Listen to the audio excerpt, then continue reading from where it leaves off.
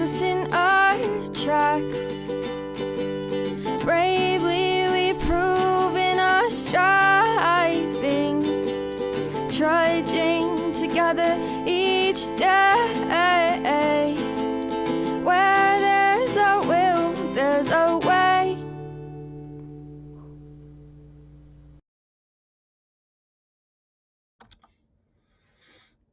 Good mid-afternoon.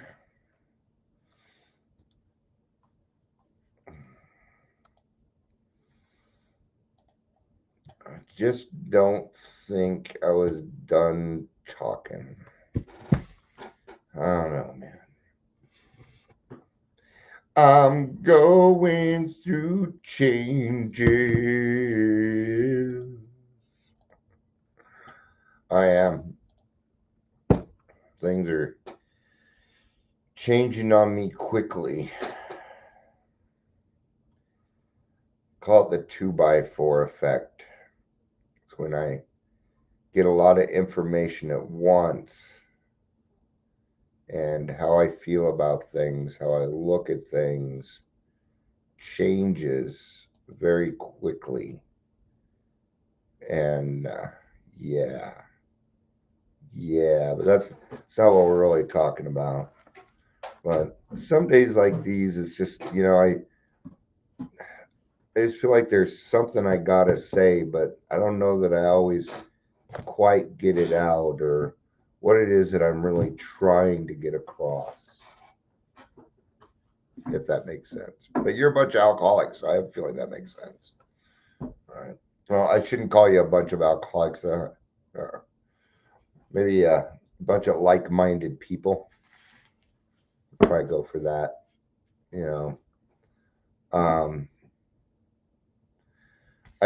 I have this deep ambition, and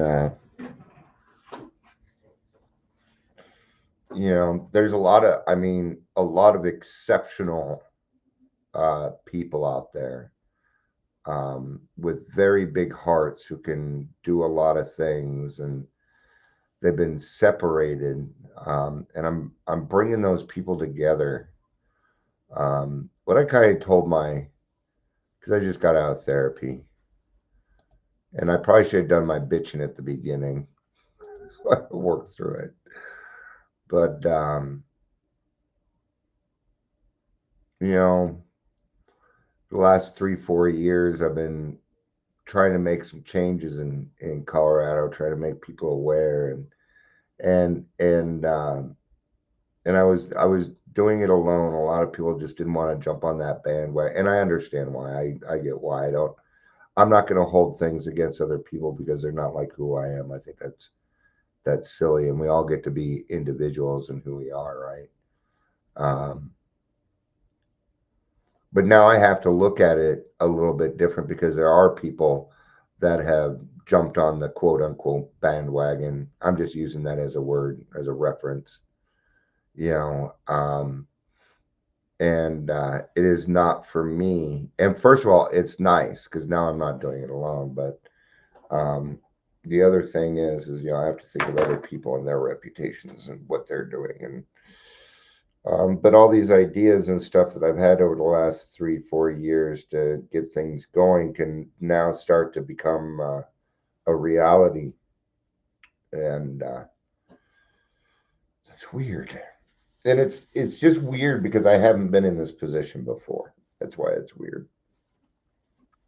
And I'm really glad. It's like I was telling my therapist, I'm like, like today, it's like I feel like so well that I tend to think I don't need therapy. I tell you, that's bullshit. That's bullshit. Let's do some introductions to get started. Let's do that.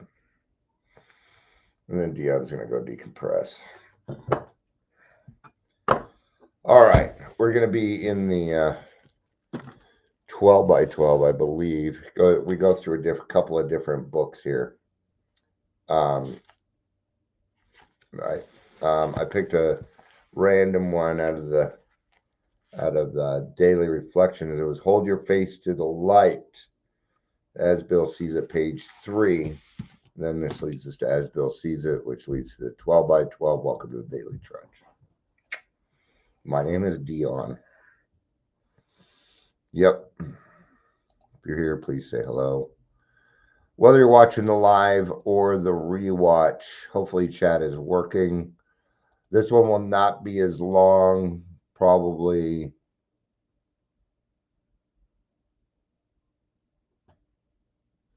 Okay. Let's do this. Hello. Hi, Amber. Hi, Michelle. Good to see you both. Thanks for tuning in. I think both of you hit all three today. I appreciate that. It's good to know I've got close friends. So I'm gonna read out of As Bill Sees It. There's a couple of portions from a letter that he wrote in 1950, and the other part that's in the 12 by 12 on page 93. So we're gonna do these two first. But this was called Pain and Progress. Years ago, I used to commiserate with all people who suffered.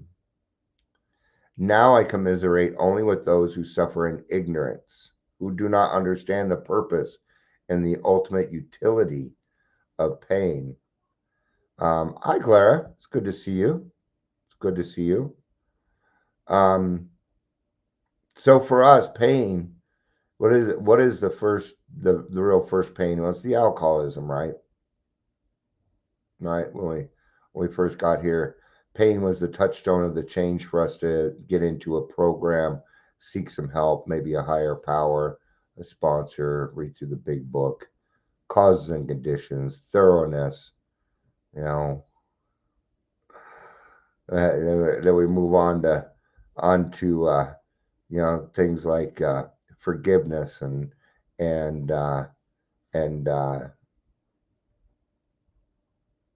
defects of character, justice, passing on the word, getting closer to things, a brotherhood, spiritual experiences. I mean, I can sit here and go on and on about the different things. Sometimes even in our community, I do this quite often. In fact, it's what I'm utilizing right now for changes. I'm utilizing some of the things or the positions that we're in for the pain, for motivation for other people to jump on and finally get some things done. See, pain can be a motivator. And here it said utility. Okay, so if we utilize pain in the right process, and of course we're talking about a spiritual, emotional pain here, not necessarily a physical one.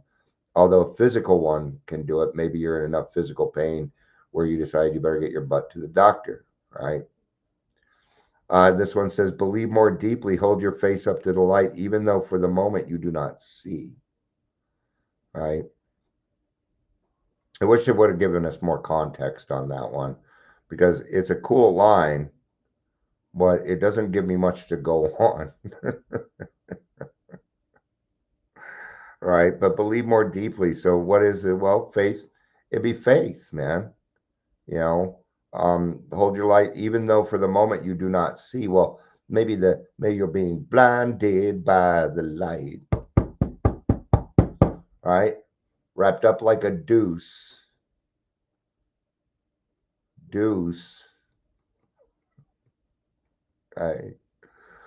Not douche. For any of you people that actually that would be everybody here. You all know that song, right? Now tell me who sings it. All right. All of you probably already know who sings it. I'm trying to. Is it Manfred Mann? I don't remember. Now we're going to need to figure out who's saying blind. Oh, it's Kansas, isn't it? Kansas sings Blinded by the Light. Okay. So let's go ahead and go to the 12 by 12. Let's go ahead and open that up. Hello, 12 by 12. Where are you? There you are. It's my 12 by 12. I know it's a little tore up. It means it was used a lot. 93 is where it says we're going, but you know me, I'll probably either go back or forward a little bit, right? But it's saying 93 is where we need to go. Let me double check that. Sometimes my dyslexia gets in the way. 93, 94.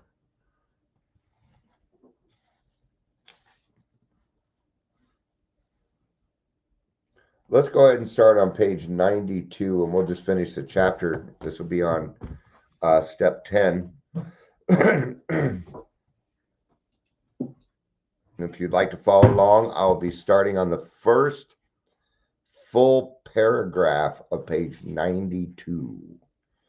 Now that we are in AA and sober and winning back the esteem of our friends and business associates, we still need to exercise special vigilance. As an insurance against big shotism, we can often check ourselves by remembering that we are today sober only by the grace of God, and that any success we may be having is far more His than it is ours.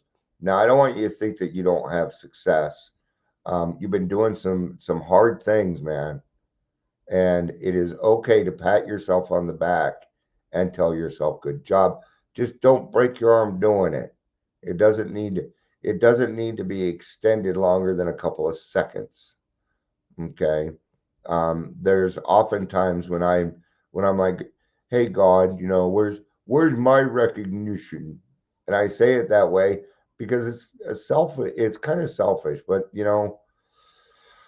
been times, I do a lot of things, and then I see somebody get recognition for something I think is just that it shouldn't be.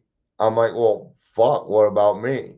Well, I have to remember that I'm not going to put myself in a spotlight for those things either. That yeah, I'm winning back, but it's easy when our self-esteem starts to go up and people are like, "You're doing a great job. You're doing a great job." It is easy to get a big head. It is easy to be up on your high horse. It is easy. Your phone's being weird. Well, it must not be a smartphone. Yeah, because you were on Facebook. Now you're on YouTube. It might be Facebook. Um, Facebook is doing everything that they can to make sure you don't see a title or that you don't even see me at all. Just so you know, Facebook is not my friend. All right. Finally, we begin to see that all people, including ourselves, are to some extent emotionally ill as well as frequently wrong. That's why that's like, earlier I had a conversation with a lady and she's Gen X also and tough. She had tough cookie. Tough. Love it. Right? One can be wired and smart.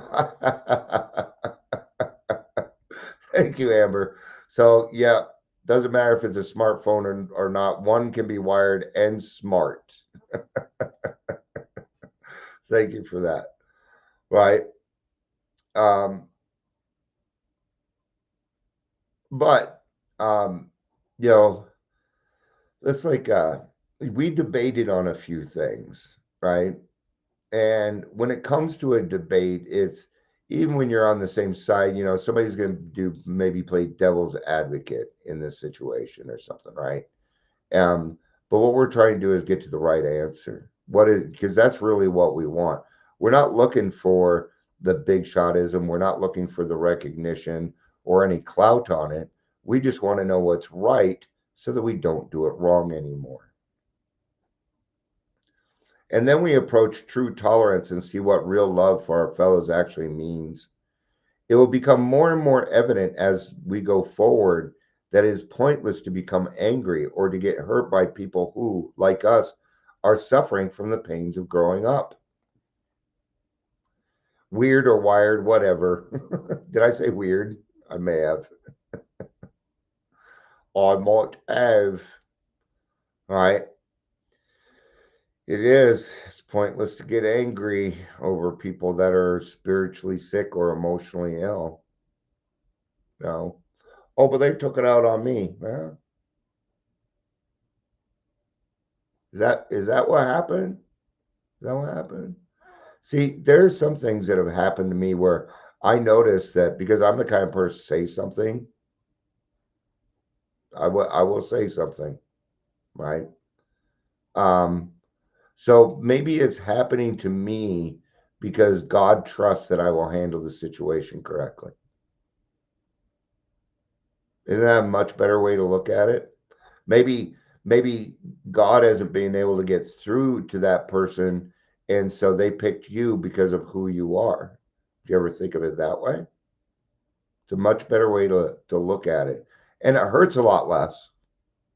It hurts a lot less. I was in a meeting earlier, and and I think a lot of you heard me talk, and I'm just going to use this as an example. You know, I was in a meeting earlier, and I said that if you do a thorough 4 step and do it the way that says in the book, and then you stay on your 10th step, you don't have to do another 4 step. That has been my experience. And some guy unmuted and said, "Well, good luck with that." And he said something else. I don't remember what it was. That's where my brain got caught up on. And the first thing I asked was, "Hosts, is crosstalk okay here?" And they're like, "No," and they're shaking their heads no. I'm like, "Okay, I just wanted to make sure." And I kept talking a little bit, and I brought up about how sometimes people will take things out on you because they're angry at you because you're doing better than them, or maybe they're jealous or that. No, it wasn't that. What was it? What was it? But I confronted him. Yes, I did. You know, because what a reactive thing to say. It was more along the lines of, I'm glad that I have the 10th step because then I don't have to be angry that I didn't complete a 4 step. And that's a confrontation. You bet your ass it is. And he said something against it when he spoke. I don't remember what it was.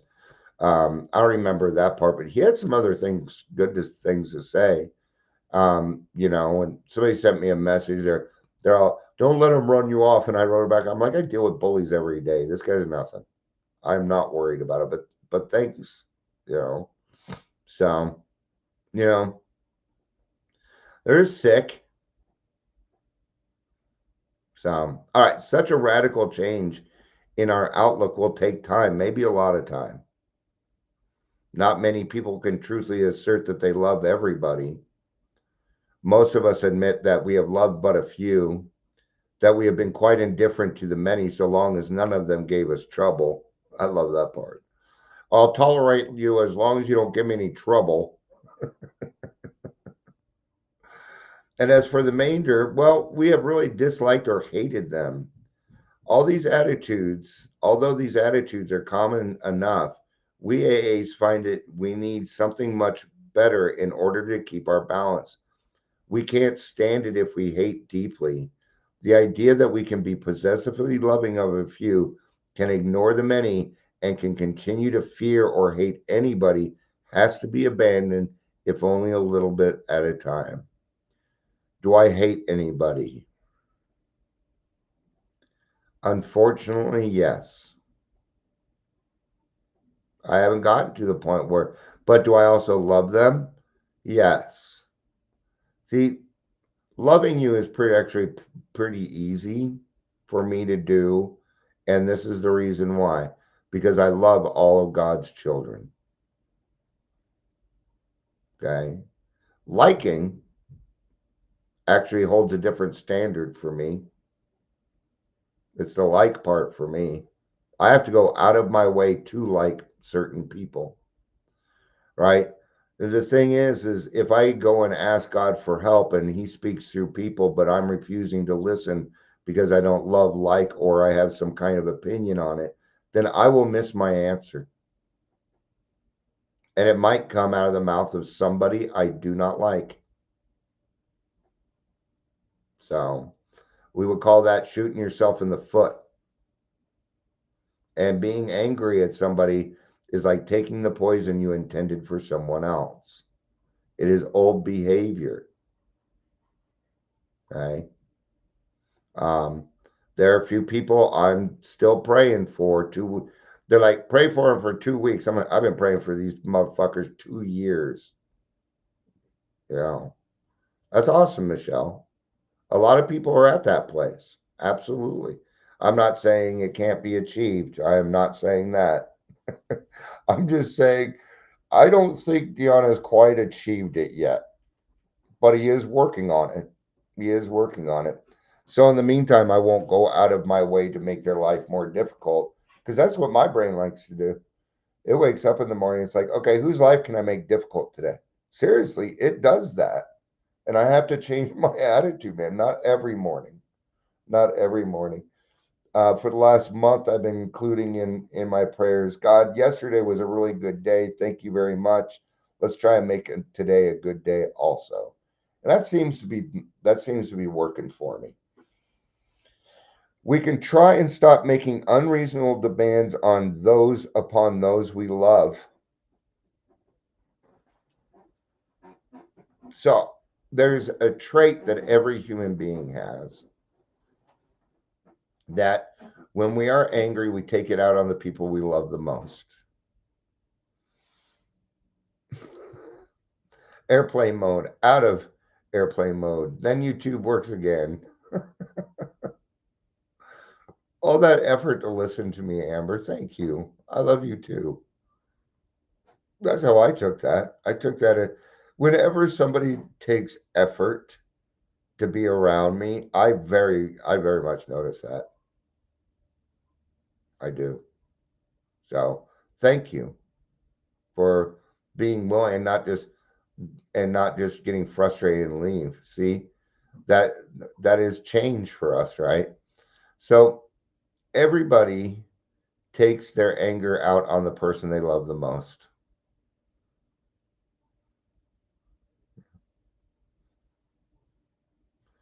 We can show kindness where we had shown none. With those we dislike, we can practice justice and courtesy, perhaps going out of our way to understand and help them. That's where that like comes in for me. That's where that comes in.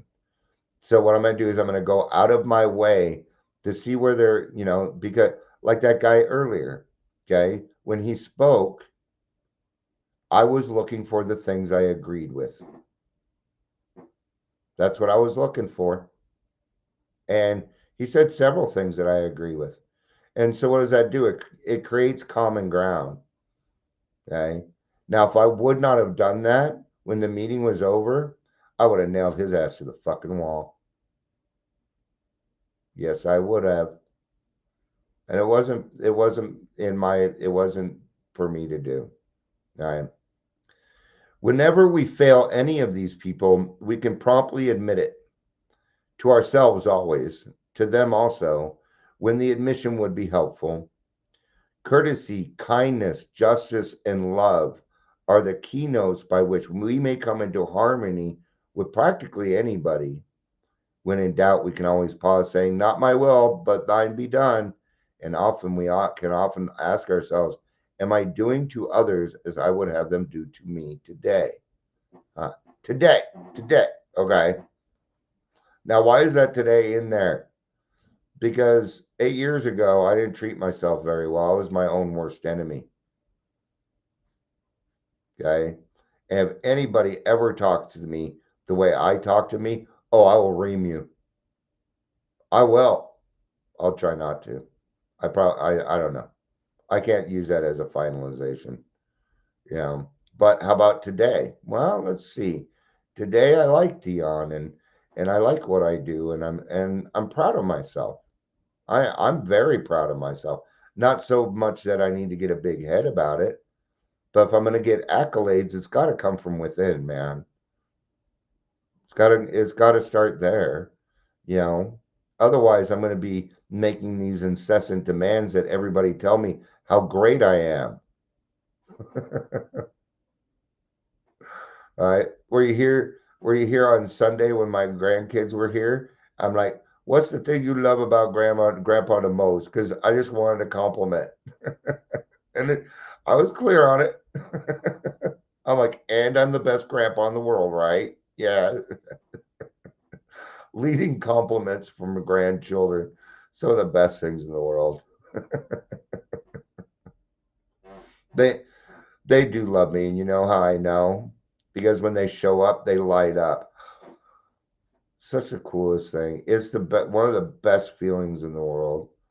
You know, as on Sunday, as my daughter and my two grandgirls were driving away, and I'm standing and I'm like, look at me living the American fucking dream, man. I didn't think that was ever. I think that was ever going to be possible. I didn't think my daughter was ever going to come back. Mm-mm. So, and now we get along great. There's nothing better. Like, she'll say something and she'll say, "Well, yeah, that's kind of what I think, Dad." And she keeps adding the word dad in there. And it just, man, it it blows me away. You lost me again. Sorry.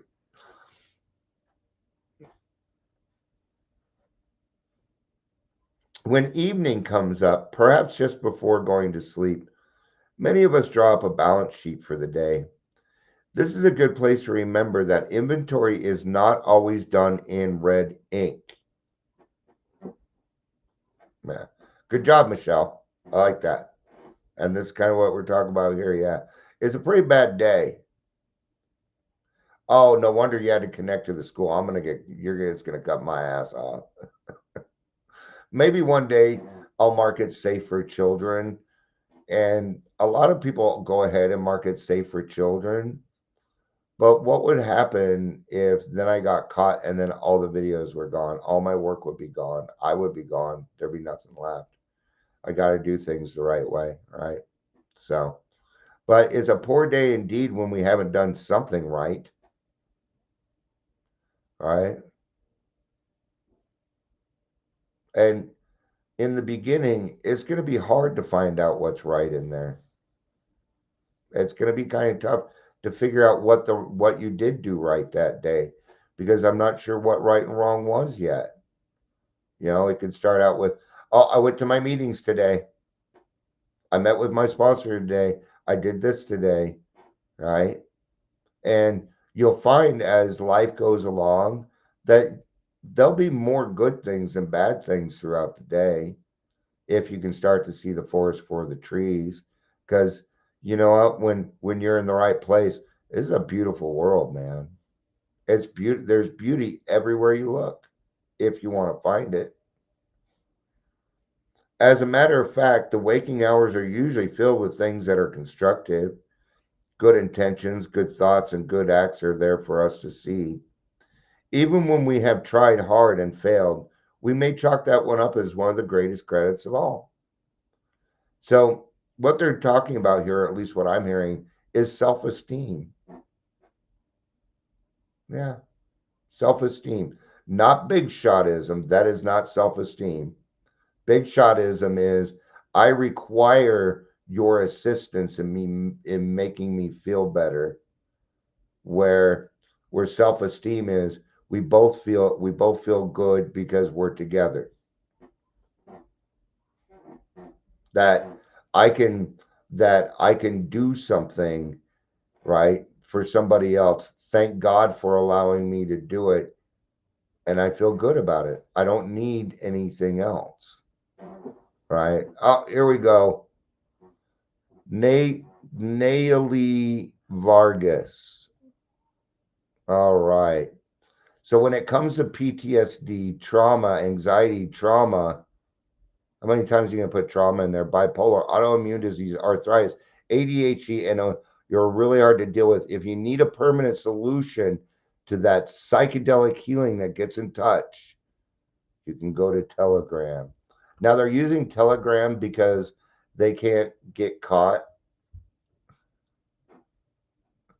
But I'm going to tell you something, Naomi. I'd probably go ahead and shut that down because I'm going to report you as soon as I'm done here. And I've gotten pretty good at it. And I think I need to put the word Telegram. He's one of the best therapists I ever met. You look like you're like 23. How many therapists have you met? Hey. All right. Well, Naili, thanks for stopping by. Bye. Good to take. Even when we have tried hard and failed, we may chalk that up as one of the greatest credits of all. Yeah, maybe you tried to go to the store and you couldn't quite do everything, but you did it. It's happened to me. Yes, it has. Okay. Under these conditions, the pains of failure are converted into assets. And that's what we need. We are an asset people now. Yes, we are. Out of them, we receive the stimulation we need to go forward. Okay, those endorphins or whatever it is. I don't remember off the top of my head what it's called to whatever. They get, maybe it's just endorphins. Someone who knew what he was talking about once remarked that pain was the touchstone of all spiritual progress.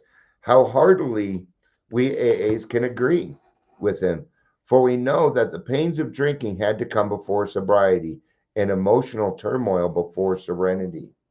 Now, when you get past that and you start to discover who you are, okay, pain's no longer a requirement. It doesn't need to be. You can make you can make a choice all on your own without having to get to the pain first. We call this prevention. We call it prevention, right? Okay. As we glance down the debit side of the day's ledger, we should carefully examine our motives in each thought or act that appears to be wrong. In most cases, our motives won't be too hard to see or understand. When prideful, angry, jealous, anxious, or fearful, we act accordingly. And that was that. Here, we need only recognize that we did not or act think badly. Try to visualize how might have done better and resolve with God's help to carry the lessons over into tomorrow, making, of course, any amends still neglected. So even if there is a problem or we do something wrong and we correct it, that is still an asset if we decide to learn from it. Well, what happened? Why did I react that way? Well, they said this, and my dad used to say that to me. Oh, shit. Okay. Well, now that I know that, maybe I don't need to react so quickly next time. Or maybe I could take some shrooms and just go into oblivion. Then I wouldn't have to react at all. Thought I'd have fun with it. They left. They don't. They always just turn it and then they run. Oh, it really is bad business to jump on other people's stuff and that'd be like Michael Jackson was singing a song, and then all of a sudden Cyndi Lauper comes in, pushes him out. She's like, and by the way, it's like, what are you really trying to do? Oh, true. I don't know if shrooms helps all that. Yeah. Okay. The temptation here is to imagine, okay, we constructively criticize someone who needed it. Ooh. Yeah, it was just constructive criticism. When it's in your head, it's not constructive criticism. Unless it comes out and there is such thing as constructive criticism. Sure there is. But I think if you're going to do constructive criticism, either one thing, you better be good friends, right? Because there are times here that people give me constructive people that listen to me, maybe not here, but they give me constructive criticism. Absolutely. There's been people who told me background, you need to do back. Yeah. So there's been a lot of times I've gotten constructive criticism. But as an alcoholic, I need to be careful how that comes out. Or if somebody asked for some criticism, that then we're talking about something a little different. I watched Saturday Night last night. It was a great movie for anybody that wants a chuckle, that kind of grew up with the not so ready for primetime players. We constructively criticize someone who needed it when our real motive was to win a useless argument or the person concerned not being present. We thought we were helping others to understand him. When in actuality, our true motive was to feel superior by pulling them down. I found that I did that a lot. Yeah. When I was drinking, and I knew better too. I knew better too, but I did it anyway. I put down crackheads and meth heads and call them names. And well, at least I'm not a crackhead. I tell you, and I knew better in my gut. I knew better. Okay. This is just me lying to myself. And it's bad intention. We sometimes hurt those we love because we felt they need to be taught a lesson when we really wanted to punish. Who am I to teach somebody a lesson in a negative way or to put them down? When we call somebody toxic, is that constructive criticism?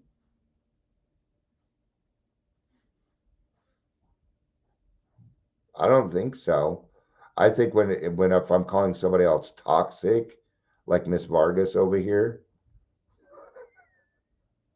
toxic shrews, right?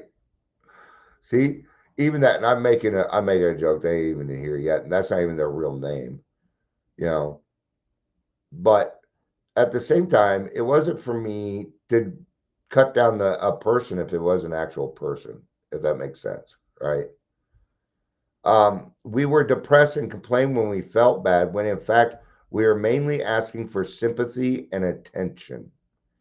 I'm going to tell you now, my depression is not like that. I do not want sympathy. And when I'm depressed, I don't want attention. I kind of want everybody to leave me the fuck alone. I do. Because a lot of times my depression turns into anger and you'll just piss me off. Right. But I did do other things. I used to relapse a lot. And I was in and out of detox, in and out of detox, got a new date, got a new date. And I'll tell you what it was.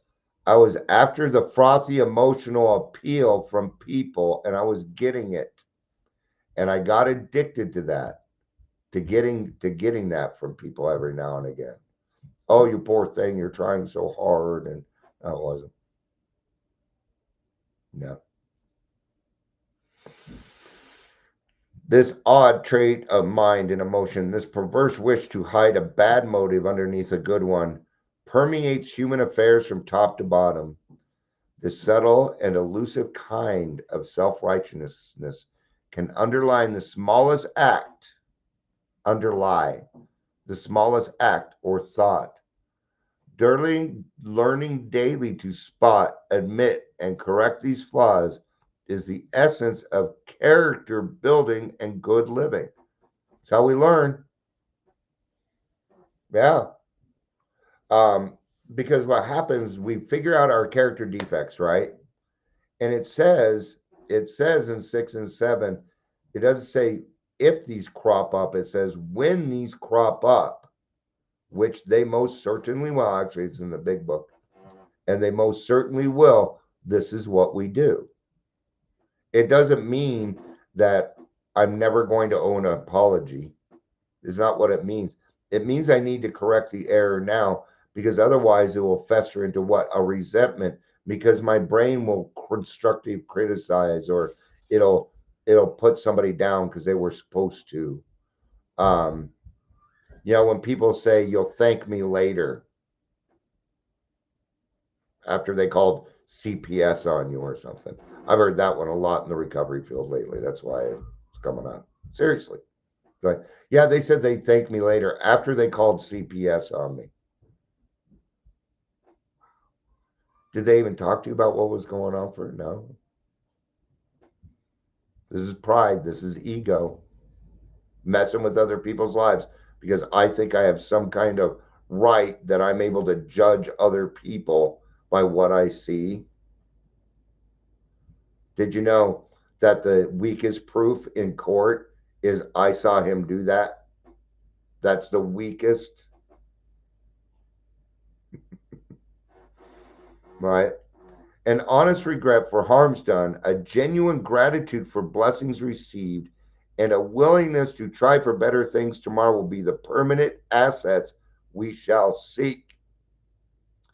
Having so considered our day, not omitting to take due note of any not omitting to take due a note of things well done, and having searched our hearts with neither fear nor favor, we can truly thank God for the blessings we have received and sleep in good conscience. All right. Whew. It's funny. It says, if you need a permanent solution to that using psychedelic healings, get in touch with, I guess this guy's name is T.me/cloud_spores, and he's the best therapist that they've ever met. All right. I just wanted to give a little more shit before I left because it does kind of piss me off. So I'm trying to do it right, man. Yeah. All right. Well, looks like it says everybody left, but I doubt that. But thank you everybody for being here. It was good to see you, Michelle, Amber, CJ. Always good to have you. I hope you have a great day. I love you. I love you three a lot. Also, I love you. You know it. Peace out and have a day.